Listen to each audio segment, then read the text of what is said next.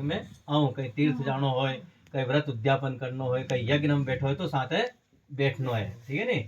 बैठोगा नहीं साथे लेने? हाँ ठीक है, नहीं तो ये चौबार इंतन तमा घरे।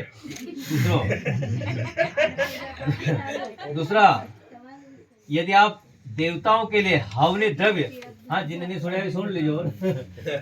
यदि आप देवताओं के लिए है नी हवनी द्रव्य भोग प्रसाद अर्पण करो, अथवा पितरों के लिए उनके निमित्त कोई श्राद्ध द्रव्य देवे, पितरों को पूजन करके उनके प्रसन्न करो, तो मैं आपके वामंग में आऊं। अपने टाइम से देवताओं की पूजा भी करनी है, पितृ देवताओं की पूजा करनी है। पहला पितृ देवता जी का बाद देवता, है नी?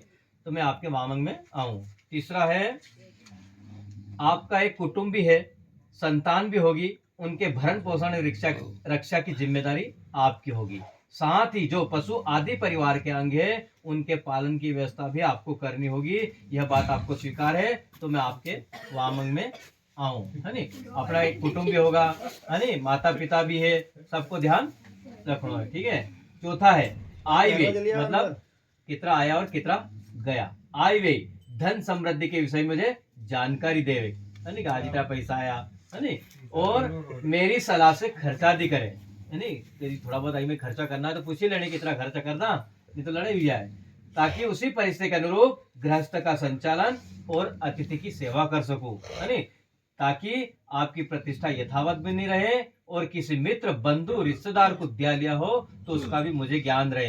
ये आपको स्वीकार है तो मैं आपके वामंग में आऊं। कोई के उदाहरण दिया हो, जिया जी फूफा जी उनके भी बते देना, नहीं भूल ही जाओ तुमने, इनके याद रहे तो लाई तो ला, नहीं तो आधा पैसा डूबी जाए, ठीक है नहीं?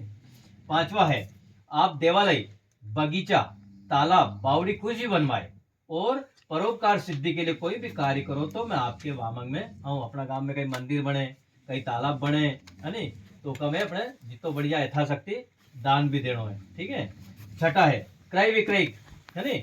कार्य या व्यवहारिक कार्य है तो आप कभी बाहर जाए, है नी? तो मुझे, और अपने देश ग्राम में जाए तो मुझे बता कर जावे। कहीं भी गांव में जानो या कहीं बाहर जानो तो बते जानो, घूमा जाइए, ठीक है नी?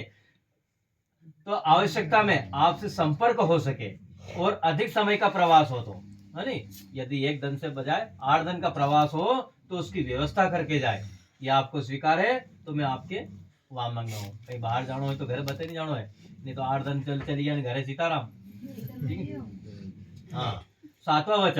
सातवां वचन वर से कन्या यह मांगती है कि आप अन्य स्त्रियों के साथ वृथा हास्य विरोध नहीं करोगे, न उनको अनर्थ भाव से देखोगे। यह आपको स्वीकार है तो मैं आपके वामंग में आऊंगा। है मंजूर? नहीं तो मोबाइल कान पे धरे बात दूसरी जगह चले।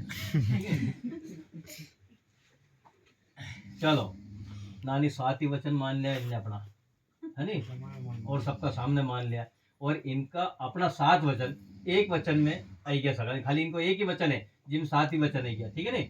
सुन जे, एकांत में उद्यान में सोमपान की जगह नहीं जाओगी। कहीं भी मंदिर वगैरह कहीं भी जानो हो तो एकला की नहीं जानो, साथे जानो कोई के नहीं जाओगी। दूसरों के यहाँ वृथा भ्रमण वार्ता भी नहीं करोगा, दूसरा कहीं बिना बुले जानो भी नहीं है, और अपना घर की बात भी नहीं करनी है, ठीक है? और मेरी अनुमति के बिना पिता के घर भी नहीं जाओगी, भले अपना सासू ससुरा के दे पर इनसे बगैर पूछे नहीं आना है, ठीक है नहीं? मेरे पिता के घर भी नहीं जाओगी, कभी मेरे आज्ञा का उल्लंघन नहीं करेगी, है नी? और हमेशा मीठा वचन बोलोगी, सदा मेरे चित्त के अनुसार कार्य करोगी, सास ससुर गुरु लोगों की सेवा करोगी, और सुशील स्वभाव होकर अगर तुम पतिव्रत धर्म का पालन करती हुई गृहस्थ के सब कार्य को करो तो तुम्हारा स्वागत है, मेरे वामंग में आकर बैठो। हे मंजूर सगड़ई? हाँ ठीक है। गोपाल कृष्ण भगवान की जय। चलाओ यहाँ पे बात। अब फिर 2 ही खड़ा हो जाओ।